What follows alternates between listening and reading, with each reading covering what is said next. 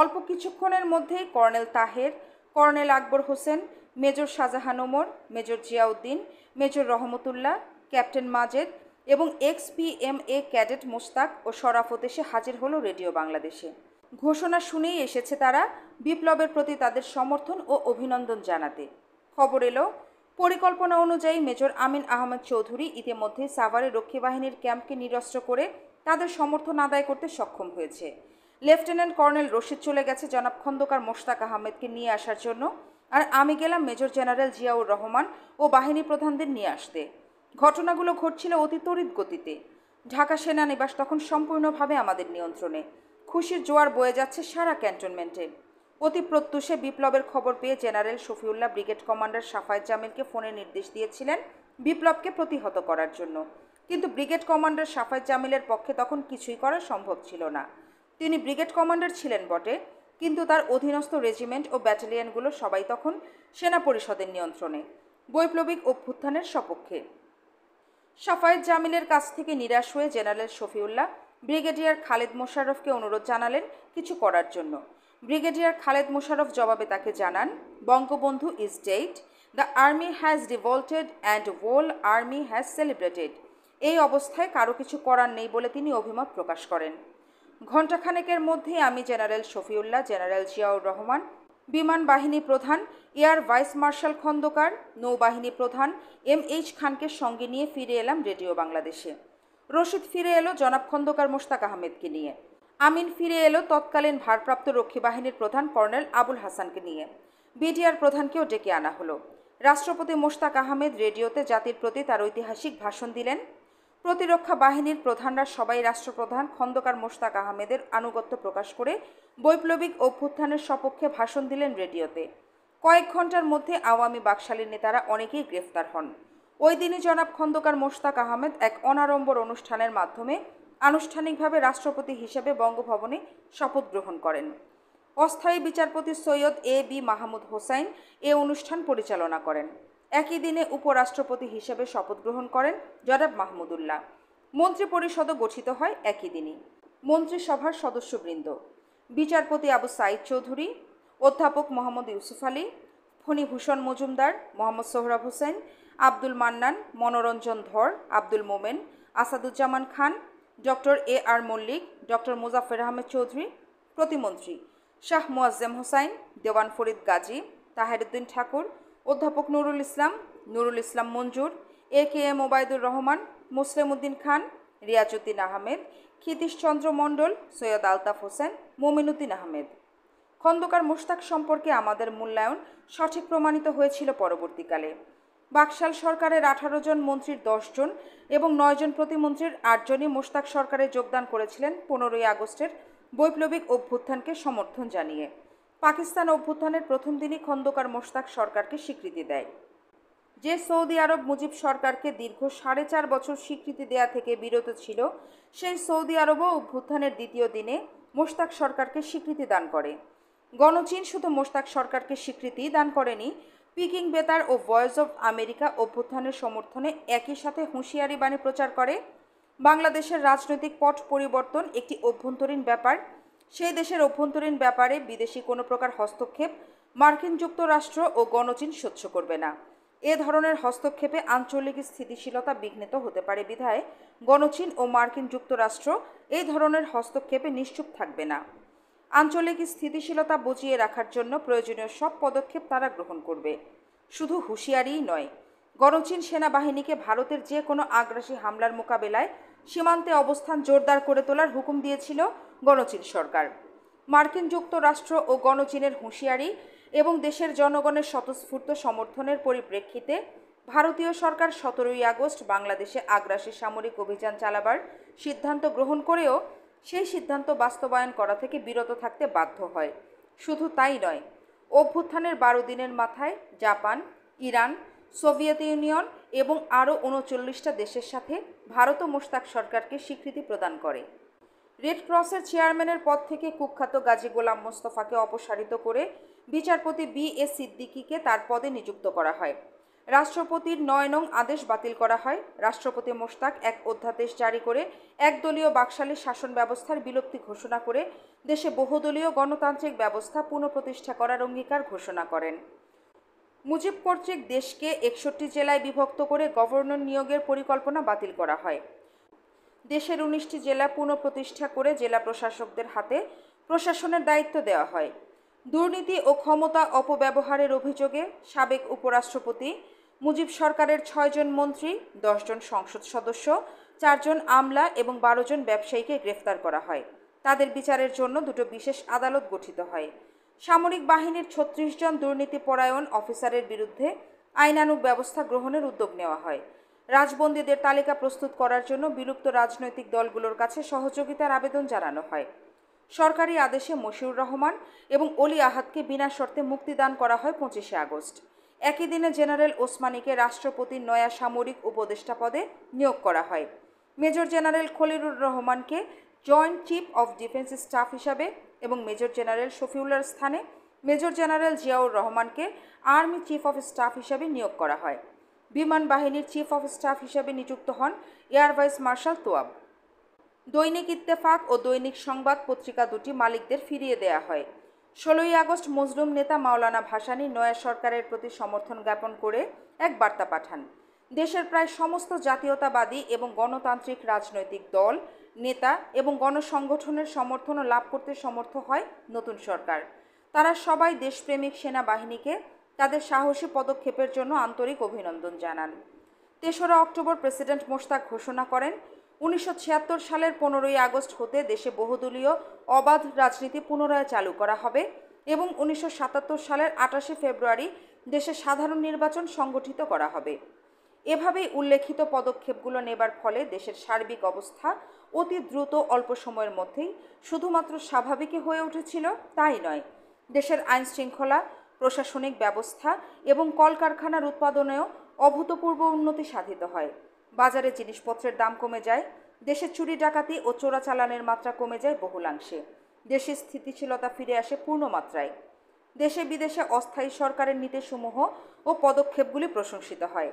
সার্বিক অবস্থার স্বাভাবিকীকরণের পর সেনা পরিষদ বিপ্লবের অবশিষ্ট উদ্দেশ্যাবলী বাস্তবায়নের প্রচেষ্টায় ব্রতী হন। লোকচক্ষুর অন্তরালে আমরা রাত দিন অক্লান্ত পরিশ্রম করে চলি আমাদের লক্ষ্য অর্জনের প্রচেষ্টায়। পর্বত সমান প্রতিবন্ধকতার মুখে কাজ করতে হচ্ছিল সেনা পরিষদকে। বস্তুত শেখ মুজিব তার নিজের ও পরিবারের ক্ষমতাকে চিরস্থায়ী একটা ভিত্তি দেওয়ার লক্ষ্যেই বাকশালী স্বৈরাচার কায়েম করেছিলেন। এভাবেই যুগ যুগ ধরে স্বৈরাচারী শাসকরা আবির্ভূত হয়।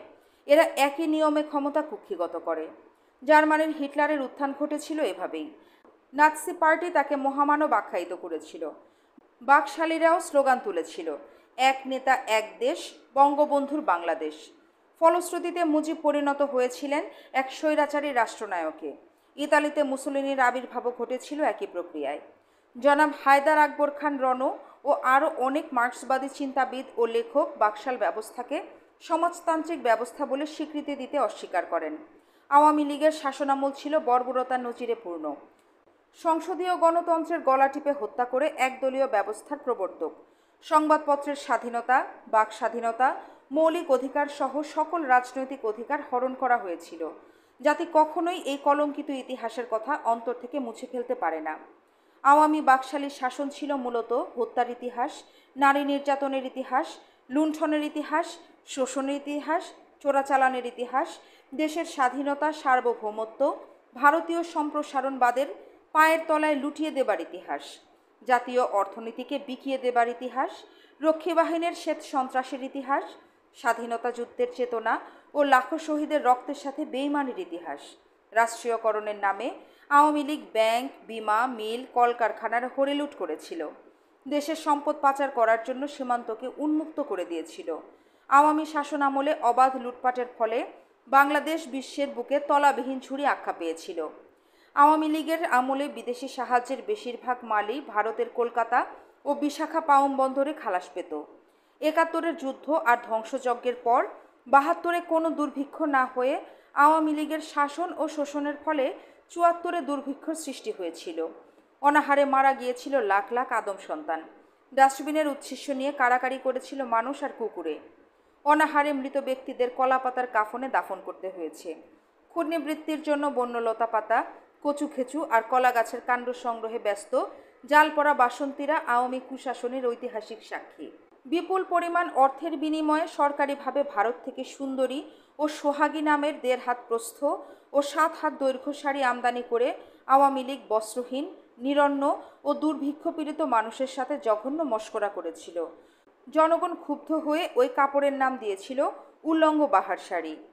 আওয়ামী লীগ ও বাকশাল সরকার তাদের শাসনামলে এ দেশের জনগণকে গণতন্ত্রের নামে দিয়েছিল স্বৈরাচার, সমাজতন্ত্রের নামে শুরু করেছিল সামাজিক অনাচার, বাঙালি জাতীয়তাবাদের নামে জাতিকে করেছিল বিভক্ত, আর ধর্মনিরপেক্ষতার নামে জুগিয়েছিল ধর্মহীনতার ইন্ধন।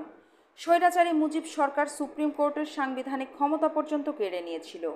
15ই আগস্টের বৈপ্লবিক পরিবর্তন যদি না হতো, তাহলে গণতন্ত্রের বধ্যভূমিতে আজকের শতাধিক রাজনৈতিক দলকে একদলীয় বাকশালের ধ্বজা বহন করেই বেড়াতে হতো।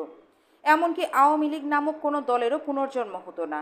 আওয়ামী বাকশালীদের অনাসৃষ্টির জন্য বিধ্বস্ত সামাজিক, রাজনৈতিক ও অর্থনৈতিক অবস্থার ঘানি দেশবাসীকে অনির্দিষ্টকালের জন্য টানতে হতো। দেশ স্বাধীন হওয়ার পর হাজার হাজার কোটি টাকার অস্ত্র, গোলাবারুদ, স্বর্ণ, মূল্যবান ধাতু, যানবাহন, মিল কারখানার মেশিনপত্র, কাঁচামাল ভারতের হাতে তুলে দিয়ে আওয়ামী লীগ সমগ্র জাতিকে প্রতিপক্ষ করে স্বাধীনতার সোল এজেন্ট সেজে বসেছিল। এসবের প্রতিবাদ করতে যাওয়ায় দেশমাতৃকার অন্যতম সেরা সন্তান ও বীর মুক্তিযোদ্ধা মেজর জলিলকে গ্রেফতার করা হয়েছিল। প্রাণ হারাতে হয়েছিল বিপ্লবী সিরাজ শিকদার ও হাজারো মুক্তিযোদ্ধাকে। লাঞ্ছনার শিকারে পরিণত হয়েছে অনেক দেশপ্রেমিককে।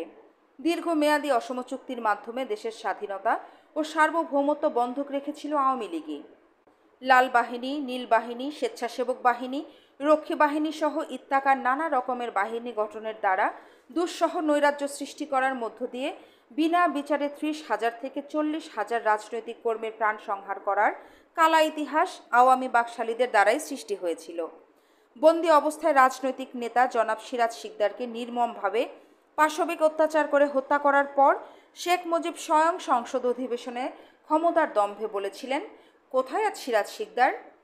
23/1/1992 তারিখে জাতীয় সংসদ অধিবেশনে 72 থেকে 75 সালের আওয়ামী বাকশালী দুঃশাসন প্রসঙ্গে জনাব মওদুদ আহমেদ বলেন, 1974 সালের 28শে ডিসেম্বর দেশে জরুরি অবস্থা জারি করার পর 29শে ডিসেম্বর ভোরে আমাকে বিনা অপরাধে বিশেষ ক্ষমতা আইনে বন্দী করা হয়েছিল। অথচ সরকার আমার বিরুদ্ধে কোনো অভিযোগই আনতে পারেনি সেদিন। এই তোফায়েল সাহেবই রক্ষী বাহিনীর ইনচার্জ ছিলেন, আর এই বাহিনীর হাতেই এ দেশের 40,000 নিরীহ মানুষ জীবন দিয়েছে।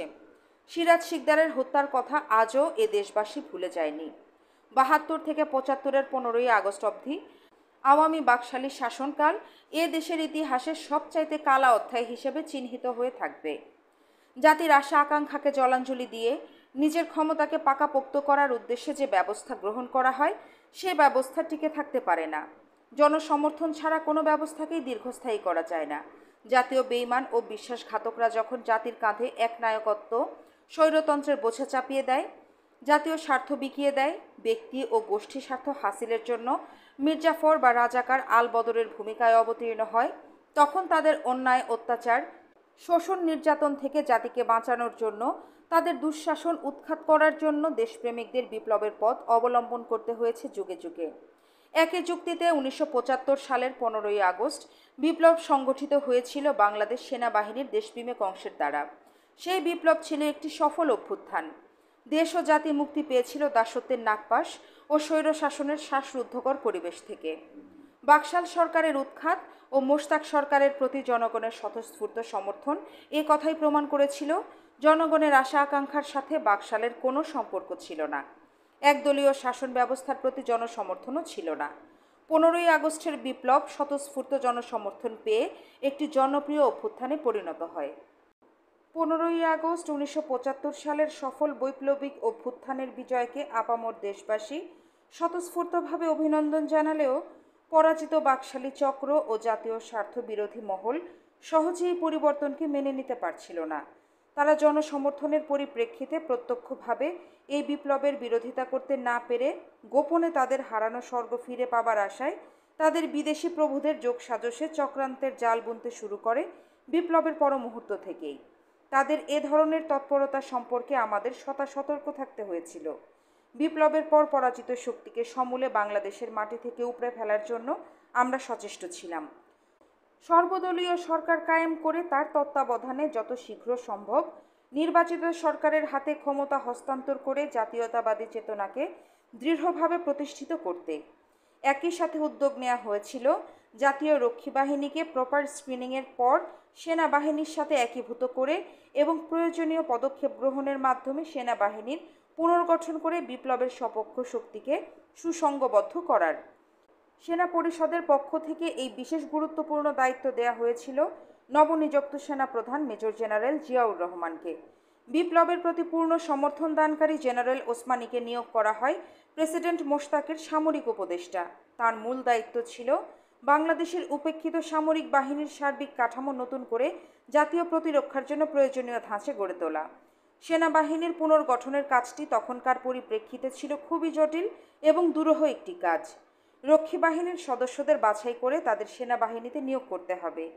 সেনাবাহিনী থেকে বাকশালীমনা, দুর্নীতিপরায়ণ এবং উচ্চাভিলাষীদের বের করে দিতে হবে। সময় মতো ইউনিটগুলোর পুনর্বিন্যাস করতে হবে।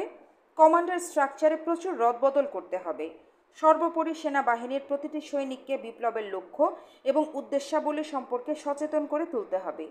এ সমস্ত কাজের বিভিন্ন ক্যান্টনমেন্টের সেনা পরিষদের সদস্যরাই ছিল জেনারেল জিয়ার মূল শক্তি।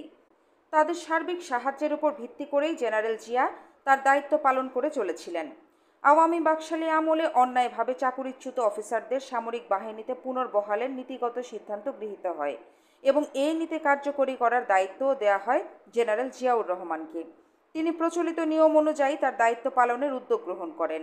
একই সাথে আমরা তখন দেশের দেশপ্রেমিক, জাতীয়তাবাদী রাজনৈতিক দল, গ্রুপ ও ব্যক্তিবর্গের সাথে দেশের ভবিষ্যৎ রাজনৈতিক কাঠামো, জাতীয় সরকার, নির্বাচন এবং গণতান্ত্রিক প্রক্রিয়া ইত্যাদি বিষয় নিয়ে আলোচনা করে মতবিনিময় করছিলাম। এই প্রক্রিয়াটিও ছিল ভীষণ জটিল। বিগত ঐক্য প্রক্রিয়ার মতো এই সমস্ত বিষয়ে আলোচনাকালে সব রাজনৈতিক দলই তাদের দলীয় স্বার্থকেই প্রাধান্য দিচ্ছিলেন। এমনকি জাতীয় সরকার গঠনের প্রস্তাবটি খন্দকার মোশতাক আহমদও প্রথমে মেনে নিতে চাচ্ছিলেন না। তিনি চাইছিলেন সরকার প্রধান থেকে একটি নিজস্ব দল গঠন করে তার অধীনস্থ অস্থায়ী সরকারের অধীনেই নির্বাচন করতে। কিন্তু আমাদের জোরালো যুক্তির পরিপ্রেক্ষিতে তাকে মেনে নিতে হয়েছিল জাতীয় সরকার গঠনের প্রস্তাব। যে সংসদ গণতন্ত্রের বলি দিয়ে বাকশাল কায়েম করেছিল তাদের মাধ্যমেই গণতন্ত্রের পুনঃপ্রতিষ্ঠা করার পর মোশতাক সরকার ও গণপরিষদ ভেঙে দিয়ে সর্বদলীয় সরকার গঠন করার সিদ্ধান্ত গ্রহণ করেছিলাম আমরা। বামপন্থী রাজনৈতিক অনেক দলই, বিশেষ করে জাসদ, চাচ্ছিল একটি বিপ্লবী সরকার কায়েম করে তাদের দলীয় কর্মসূচি আমরা বাস্তবায়ন করি। কিন্তু তাদের সেই সব প্রস্তাবকে নাকচ করে দিয়ে তাদের পরিষ্কারভাবে জানিয়ে দেওয়া হয়েছিল রাষ্ট্রীয় ক্ষমতা গ্রহণ করার কোনো ইচ্ছা নেই আমাদের। এমনকি রাজনীতিতে সরাসরিভাবে সেনাবাহিনীর অংশগ্রহণের বিরুদ্ধে সেনা পরিষদ। জাতীয় কিংবা নির্দলীয় সরকার গঠন করা হবে কোনো বিশেষ দলের কর্মসূচিকে কার্যকর করার জন্য নয়। তাদের দায়িত্ব হবে দেশে একটি সুষ্ঠু ও অবাধ নির্বাচন অনুষ্ঠিত করা। দলীয় কর্মসূচি বাস্তবায়নের অধিকার অর্জন করবে জনগণের প্রত্যক্ষ ভোটে নির্বাচিত রাজনৈতিক দল। কিছুদিন পর জেনারেল জিয়া জানালেন তার কাজে অন্তরায় সৃষ্টি করছে ব্রিগেডিয়ার খালেদ মোশাররফ এবং কর্নেল সাফায়েত জামিল। তাদের সাথে হাত মিলিয়েছে কিছু বাকশালীপন্থী অফিসার। ব্রিগেডিয়ার খালেদ একজন বীর মুক্তিযোদ্ধা, কিন্তু ভীষণ উচ্চাভিলাষী। তার উচ্চাভিলাষ চরিতার্থ করার জন্য অতি কৌশলে যুদ্ধের সময় থেকেই তিনি তার শক্তি এবং প্রভাব বৃদ্ধি করার চেষ্টা করে আসছিলেন। মুজিব সরকার ও বাকশালীদের সহানুভূতিও ছিল তার প্রতি। আচমকা বাকশালী সরকারের পতনের ফলে তার সব পরিকল্পনা ভেস্তে যায়। তাই তিনি মরিয়া হয়ে উঠেছিলেন যে কোনো উপায়ে তার পরিকল্পনা কার্যকরী করে তার উচ্চাভিলাষ চরিতার্থ করতে। তার এই হীন চক্রান্তমূলক কার্যকলাপ থেকে তাকে কিছুতেই নিরস্ত করতে পারছিলেন না জেনারেল জিয়াউর রহমান। ক্ষমতার প্রতি খালেদের এই দুর্বলতার পূর্ণ সুযোগ গ্রহণ করেছিল বাকশালী চক্র এবং তাদের মুরব্বী সোভিয়েত সামাজিক সাম্রাজ্যবাদ এবং তাদের দোসর ভারতীয় সম্প্রসারণবাদ। 15ই আগস্ট পরবর্তী ঘটনা প্রবাহের চাকা ঘুরিয়ে দিয়ে আগস্টের বিপ্লবের পূর্ব অবস্থায় দেশকে নিয়ে যাবার এক গভীর ষড়যন্ত্রের সূচনা ঘটনা হলো ব্রিগেডিয়ার খালেদ মোশাররফের মাধ্যমে। বিভিন্ন গোয়েন্দা সংস্থাগুলোর রিপোর্টেও এই ষড়যন্ত্রের ব্যাপারে তথ্য পাওয়া যেতে লাগলো। ব্রিগেডিয়ার খালেদের প্রধান উস্কানিদাতা ছিল কর্নেল সাফায়াত। শেখ মুজিবের প্রতি অন্ধ এই অফিসার কিছুতেই বাকশালী সরকারের পতনকে মেনে নিতে পারছিলেন না। কুখ্যাত আত্রাই অপারেশনের চ্যাম্পিয়ন কর্নেল সাফায়েত জামিল, যাকে পরে ঢাকায় ব্রিগেড কমান্ডার হিসেবে নিয়োগ করে শেখ মুজিব পুরস্কৃত করেছিলেন, সেই সাফায়েত জামিলের অধীনস্থ ঢাকা ব্রিগেডই মুজিব সরকারের পতন ঘটালো। এই হিউমিলেশন তার পক্ষে কিছুতেই সহ্য করা সম্ভব হচ্ছিল না। ব্রিগেড কমান্ডার হিসেবে এই গ্লানি তাকে কুঁড়ে কুঁড়ে খাচ্ছিল। এজন্যই সে ব্রিগেডিয়ার খালেদকে মোশতাক সরকার এবং জেনারেল জিয়ার বিরুদ্ধে উস্কে দিয়ে তাকে বাকশালী চক্র ও তাদের বিদেশি প্রভুদের ক্রিয়ানকে পরিণত করেছিল। তাদের সাথে জোট বেঁধেছিল রক্ষী বাহিনীর কয়েকজন অফিসার। প্রথমত, আমরা এবং কর্নেল ওসমানী ব্রিগেডিয়ার খালেদ মোশাররফ এই ধরনের আত্মঘাতী এবং জাতীয় স্বার্থবিরোধী কর্মকাণ্ডে লিপ্ত হতে পারেন সেটা বিশ্বাস করতে পারছিলাম না। কিন্তু ক্রমে যখন বিভিন্ন সেনা নিবাসগুলো থেকে সেনা পরিষদের সদস্যরাও একই ধরনের খবর পাঠাতে লাগলো, তখন বিষয়টি চিন্তার কারণ হয়ে দাঁড়ালো। বোঝাই যাচ্ছিল সংকট ঘনিয়ে আসছে। ব্রিগেডিয়ার খালেদ মোশাররফকে এই ধরনের সর্বনাশা চক্রান্ত থেকে সরে দাঁড়াবার জন্য ব্যক্তিগতভাবে অনুরোধ জানিয়েছিলাম, কিন্তু তাতেও বিশেষ ফল হলো না। প্রত্যেকবারই মুখে সব কিছুই অস্বীকার করছিলেন খালেদ ভাই। বুঝলাম, ক্ষমতার লোভে অন্ধ হয়ে গেছেন তিনি। তার কর্মকাণ্ডের গুরুত্ব এবং পরিণাম কী হতে পারে সেটাও বোধ করে তিনি উপলব্ধি করতে পারছিলেন না। জাতীয় স্বার্থবিরোধী চক্রান্তের ক্রিয়ানক হয়ে কোনো অঘটন ঘটালে এর পরিণাম হবে ভয়ঙ্কর এবং জনগণ তাকে চিহ্নিত করবে জাতীয় বেইমান হিসেবে। সেটা হবে অত্যন্ত পরিতাপের বিষয়। এ মুহূর্তে জাতীয় স্থিতিশীলতা বজায় রাখার জন্য সামরিক বাহিনী, বিশেষ করে আর্মির মধ্যে ঐক্য একান্তভাবে প্রয়োজন। জেনারেল জিয়াকেও কার্যকরী করে তুলতে হবে। তা না হলে আগস্ট বিপ্লবের লক্ষ্য অর্জন করা কিছুতেই সম্ভব হবে না। পর্দার আড়ালে যে চক্রান্তের বীজ দানা বেঁধে উঠেছে, তার কবল থেকে দেশ ও জাতিকে কী করে বাঁচানো যায় সেটাই অগ্রাধিকারের ভিত্তিতে চিন্তাভাবনা করতে হচ্ছিল আমাদের। ঠিক হলো, জেনারেল জিয়া, ব্রিগেডিয়ার খালেদ এবং কর্নেল সাফায়েতকে নিয়ে মুখোমুখি বৈঠকে বিষয়টি নিয়ে আলোচনা করা হবে। কয়েকবারই বৈঠক হলো। প্রতিবারই তারা দুজনেই জেনারেল জিয়ার সাথে সহযোগিতার অঙ্গীকার করেছিলেন, কিন্তু সেটা ছিল শুধু কথাই। তাদের কাজকর্মে কোনো পরিবর্তন হলো না। পরিশেষে সিদ্ধান্ত নেওয়া হলো ব্রিগেডিয়ার খালেদ, কর্নেল সাফায়েত এবং তাদের সহযোগীদের অবিলম্বে সেনাবাহিনী থেকে বহিষ্কার করতে হবে। দেশ ও জাতিকে দাসত্বের হাত থেকে বাঁচানোর আর কোনো উপায় ছিল না। কাজটি ছিল খুবই ঝুঁকিপূর্ণ, কারণ স্বাধীনতা সংগ্রামের সব যোগ্য কমান্ডারদের প্রতি একটা বিশেষ আকর্ষণ এবং আনুগত্য ছিল তাদের অধীনস্থ যোদ্ধাদের। সেই পরিপ্রেক্ষিতে ব্রিগেডিয়ার খালেদ এবং কর্নেল সাফায়েতকে চাকরিচ্যুত করলে সেনাবাহিনীতে একটা প্রতিক্রিয়া হতে পারে, কিন্তু আমরা নিশ্চিত ছিলাম ব্রিগেডিয়ার খালেদ এবং তার দোসরদের চক্রান্তের আসল উদ্দেশ্য সৈনিকদের সামনে তুলে ধরলে ব্যক্তিগত আনুগত্য যাদের আছে তারাও জাতীয় স্বার্থবিরোধীহীন চক্রান্তকে সমর্থন করবে না। আমাদের তরফ থেকে সিদ্ধান্তের কথাটা জেনারেল জিয়াই জেনারেল ওসমানীকে জানালেন। সব শুনে তিনি স্তম্ভিত হয়ে গেলেন। তিনি কিছুতেই বিশ্বাস করতে পারছিলেন না খালেদ এবং সাফায়েত এই ধরনের ন্যাক্কারজনক কাজে লিপ্ত হতে পারে। কিন্তু গোয়েন্দা বিভাগীয় প্রধানরা যখন বিস্তারিত রিপোর্ট তার সামনে পেশ করলেন, তখন অসহায় আক্ষেপে ক্ষিপ্ত হয়ে উঠেছিলেন তিনি।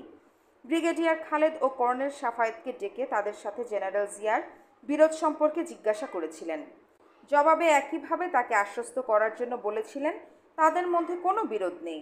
গোয়েন্দা রিপোর্টগুলো থেকে পরিষ্কার হয়ে উঠেছিল এই চক্রান্তে হাত রয়েছে বাকশালীদের একটি চক্র এবং তাদের সার্বিকভাবে মদত যোগাচ্ছিল প্রতিবেশী রাষ্ট্র ভারত ও সোভিয়েত ইউনিয়ন। তাদের রিপোর্ট অনুযায়ী ভারত এবং সোভিয়েত ইউনিয়ন চেষ্টা চালাচ্ছে আর্মির মধ্যে কিছু লোকের মাধ্যমে একটা বিপ্লবী ঘটনা ঘটিয়ে জাতীয় পর্যায়ে বিভক্তি সৃষ্টি করে দেশকে রক্তক্ষয়ী গৃহযুদ্ধের দিকে ঠেলে দিয়ে 25 বছরের আওতায় বাংলাদেশে সরাসরিভাবে হস্তক্ষেপ করে জনাব তাজউদ্দিনের নেতৃত্বে একটি অনুগত সরকার গঠন করে বাংলাদেশকে আবার একটি করদ রাজ্যে পরিণত করা। রিপোর্ট থেকে আরও জানা গেল, এই নীল নকশা বাস্তবায়নে ভারতীয় গোয়েন্দা সংস্থার এবং বাংলাদেশে অবস্থিত ভারতীয় ও সোভিয়েত ইউনিয়নের দূতাবাস যৌথভাবে অত্যধিক মাত্রায় তৎপর রয়েছে। তাদের পরামর্শে ব্রিগেডিয়ার খালেদ মোশাররফের ভাই, সাবেক সাংসদ, বাকশালী নেতা জনাব রাশেদ মোশাররফ সংশ্লিষ্ট মহল এবং ব্রিগেডিয়ার খালেদ মোশাররফের মধ্যে যোগাযোগ রক্ষা করার দায়িত্ব গ্রহণ করেছেন। এই চক্রান্তের সম্পর্কে পরবর্তীকালে জনাব এনায়েতুল্লাহ খানের পত্রিকা সাপ্তাহিক হলিডেতে এক বিস্তারিত রিপোর্ট প্রকাশিত হয়।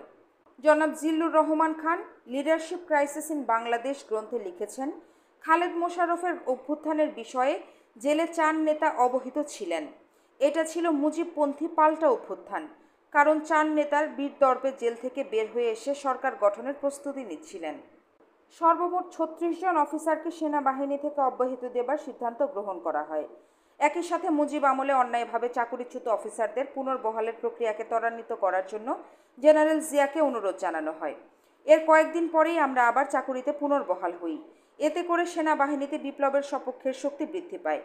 জেনারেল জিয়ার হাতও এতে করে তুলনামূলকভাবে বেশি শক্তিশালী হয়ে ওঠে। জেনারেল জিয়া অবিলম্বে আমাদের সবাইকে বিভিন্ন গুরুত্বপূর্ণ ইউনিটগুলোতে নিয়োগ করার উদ্যোগ গ্রহণ করেন। আমাদের সেনাবাহিনীতে পুনর্বাসনের ফলে ব্রিগেডিয়ার খালেদ ও তার সমর্থকরা ভীত সন্ত্রস্ত হয়ে পড়েন। তারা বুঝতে পারেন সেনাবাহিনীর গুরুত্বপূর্ণ ইউনিটগুলো আমাদের নিয়ন্ত্রণে চলে আসলে তাদের কোনো ষড়যন্ত্রই আর কার্যকরী করা সম্ভব হবে না। তারা এটাও বুঝতে পারলেন যে তাদের দিন ফুরিয়ে এসেছে। তাই তারা অস্থির হয়ে উঠলেন মরণ কামড় দেবার জন্য। ওই সময় একদিন জেনারেল জিয়া প্রেসিডেন্ট মোশতাকের কাছ থেকে কর্নেল রৌফ এবং কর্নেল মালিকের চাকরিচ্যুতির ফাইল সই করিয়ে নিয়ে সেনাবাহিনী থেকে তাদের অবসর প্রদানের আদেশ জারি করলেন। ব্যাপারটা জানতে পেরেই আমি শঙ্কিত হয়ে পড়লাম। ছুটে গেলাম জেনারেল জিয়ার কাছে। স্যার, এটা আপনি কি করলেন? কথা ছিল 36 জনকে একই সাথে অবসর প্রদান করা হবে। সেটা না করে মাত্র 2 জনকে অবসর প্রদান করে বাকি ষড়যন্ত্রকারীদের হুঁশিয়ার করে দিলেন আপনি। এটা কি ঠিক হলো? জবাবে জেনারেল জিয়া আমাকে বললেন, don't worry, let me move step by step, things would be all right, let me handle the affairs in my own way. তার যুক্তিতে মন সায় দিল না, কিন্তু কিছুই করার নেই। তিনি আমাদেরই একজন। তার কর্মপদ্ধতির উপর দখলদারি করাটা যুক্তিসঙ্গত নয়, সেটা উচিত নয়। তবু বেশ কিছুটা অস্বস্তি নিয়েই ফিরে এলাম। ব্রিগেডিয়ার খালেদ এবং তার চামচারা তখন সেনাবাহিনীতে জোর প্রচারণা শুরু করে দিয়েছে জেনারেল জিয়ার বিরুদ্ধে। তাদের তরফ থেকে বলা হচ্ছে জেনারেল জিয়া যোগ্য বিপ্লবী নন, তার দ্বারা আগস্ট বিপ্লবের উদ্দেশ্যাবলীর বাস্তবায়নও সম্ভব নয়। তিনি সর্বময় ক্ষমতাশালী হওয়ার জন্য বিপ্লবের বিরুদ্ধে কারসাজি করে চলেছেন অতি ধূর্ততার সাথে। এক্ষেত্রে সবাইকে তার বিকল্পের কথা ভাবতে হবে।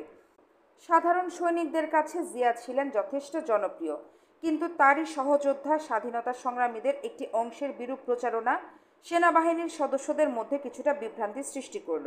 ফলে পরিস্থিতি হয়ে উঠল আরও ঘোলাটে।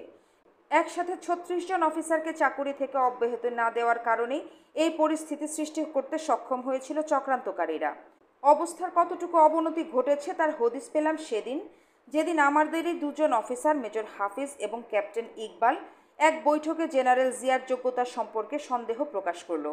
জেনারেল জিয়ার প্রতি অনাস্থাই শুধু প্রকাশ করেনি, তারা প্রস্তাব করেছিল যেহেতু জেনারেল জিয়া তার উপর প্রদত্ত দায়িত্ব আশানুরূপভাবে পালন করতে ব্যর্থ হচ্ছেন, তাই প্রয়োজনের খাতিরেই বিকল্প হিসেবে আরও যোগ্য কাউকে চিফ বানাবার কথা ভাবতে হবে।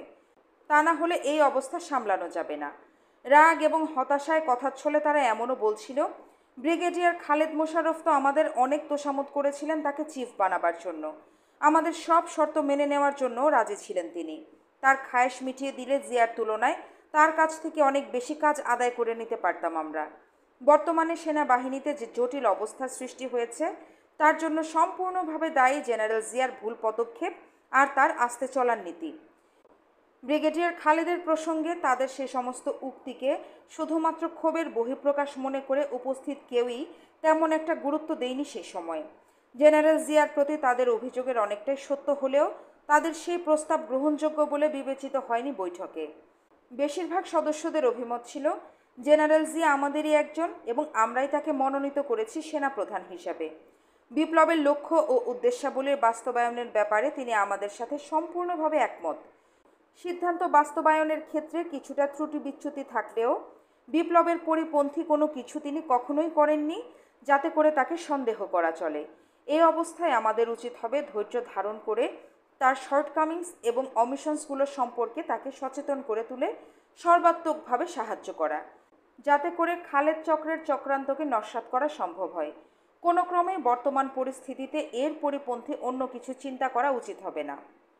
সেনাবাহিনীর অভ্যন্তরে প্রতি বিপ্লবী চক্রান্ত, রাজনৈতিক আলোচনার জটিলতা সব কিছু মিলিয়ে সংকট যখন বেশ গভীর হয়ে উঠল, তখন সেনা পরিষদের একাংশ অভিমত প্রকাশ করল যে অস্থায়ী জাতীয় কিংবা নির্দলীয় সরকারের পরিবর্তে খন্দকার মোশতাকের নেতৃত্বে রেভলিউশনারি কাউন্সিল গঠন করে নির্বাচনের আগ পর্যন্ত রাষ্ট্র পরিচালনার ক্ষেত্রে সেনা পরিষদকে প্রত্যক্ষভাবে সক্রিয় হওয়া উচিত বর্তমান বাস্তব অবস্থা মোকাবেলা করার জন্য। এই অভিমতের বিরুদ্ধে নেতৃত্বের বেশিরভাগ সদস্যই সোচ্চার হয়ে উঠলেন। তারা বিপ্লবের মূল আদর্শের প্রতি অটল থেকে মত প্রকাশ করেছিলেন। ক্ষমতা দখল কিংবা সামরিক বাহিনীকে সরাসরিভাবে রাজনীতিতে জড়িত করা আগস্ট বিপ্লবের উদ্দেশ্য নয়। গণতান্ত্রিক রাজনীতি পুনঃপ্রতিষ্ঠা করে সুষ্ঠু জাতীয়তাবাদী রাজনীতির বিকাশ ঘটানোই হচ্ছে আগস্ট বিপ্লবের মূল লক্ষ্য। কোনো অবস্থাতেই আগস্ট বিপ্লবের এই মহান চেতনা থেকে আমাদের সরে দাঁড়ানো উচিত হবে না। নিজেদের হাতে ক্ষমতা নিলে আগস্ট বিপ্লবকেও তৃতীয় বিশ্বের অন্য যে কোনো দেশে কুদাতার মাধ্যমে সামরিক বাহিনীর ক্ষমতা দখলের একটি অপপ্রয়াস হিসাবেই মনে করবে দেশ ও বিশ্ববাসী। এতে করে নিজেরাই যে শুধুমাত্র ক্ষমতা লোভী হিসাবে প্রতিপন্ন হব তাই নয়, বাংলাদেশের সেনাবাহিনীর দেশপ্রেমিক সেই ভাবমূর্তিও ক্ষুণ্ণ হবে। সময়ের সাথে জেনারেল জিয়া এবং ব্রিগেডিয়ার খালেদের দ্বন্দ্ব তীব্র থেকে তীব্রতর হয়ে উঠল। প্রায় প্রতিদিন রাতেই আমি ছুটে যাচ্ছি সেনানিবাসে তাদের বিরোধ মধ্যস্থতা করার জন্য।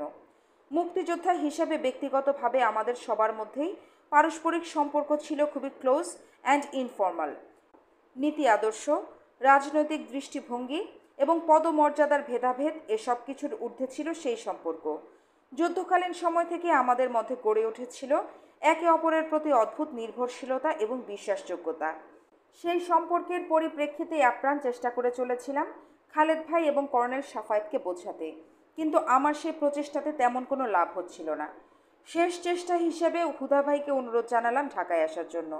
কর্নেল হুদা তখন রংপুরের ব্রিগেড কমান্ডার। হুদা ভাই ছিলেন খালেদ ভাইয়ের ঘনিষ্ঠ বন্ধু, একেবারে হরিহর আত্মা। হুদা ভাই ব্যক্তি হিসেবে ছিলেন রাজনৈতিকভাবে অত্যন্ত সচেতন, জ্ঞানী, ন্যায়পরায়ণ, স্পষ্টবক্তা, সৎ এবং উদারপন্থী চরিত্রের। এ ধরনের চরিত্রের লোক ছিলেন বলেই আগরতলা ষড়যন্ত্র মামলার একজন হয়েও এবং শেখ মুজিবের প্রতি অন্ধভক্তি থাকা সত্ত্বেও দেশ স্বাধীন হওয়ার অল্প কিছুদিনের মধ্যেই আওয়ামী লীগ সরকার সম্পর্কে হতাশ হয়ে পড়েছিলেন তিনি। তার সচেতন মন কিছুতেই আওয়ামী দুঃশাসনকে মেনে নিতে পারেনি। এর ফলেই কুমিল্লায় ব্রিগেড কমান্ডার থাকাকালে আমাদের সাথে একাত্ম হয়ে আওয়ামী লীগ সরকারের বিরোধিতায় সোচ্চার হয়ে উঠেছিলেন হুদা ভাই। খবর পেয়ে হুদা ভাই এলেন ঢাকায়। তার সাথে আমার বিস্তারিত খোলাখুলি আলাপ হলো। সব কিছু শোনার পর হুদা ভাই কথা দিলেন সাধ্যমতো চেষ্টা করবেন তিনি ব্রিগেডিয়ার খালেদকে বোঝানোর জন্য। পরপর দুদিন বৈঠক করলেন তিনি খালেদ ভাইয়ের সাথে, কিন্তু তার সব প্রচেষ্টা ব্যর্থ হলো। কোনো যুক্তি দিয়েই তাকে বোঝাতে সক্ষম হলো না হুদা ভাই। সেই রাতের কথা ভোলার নয়।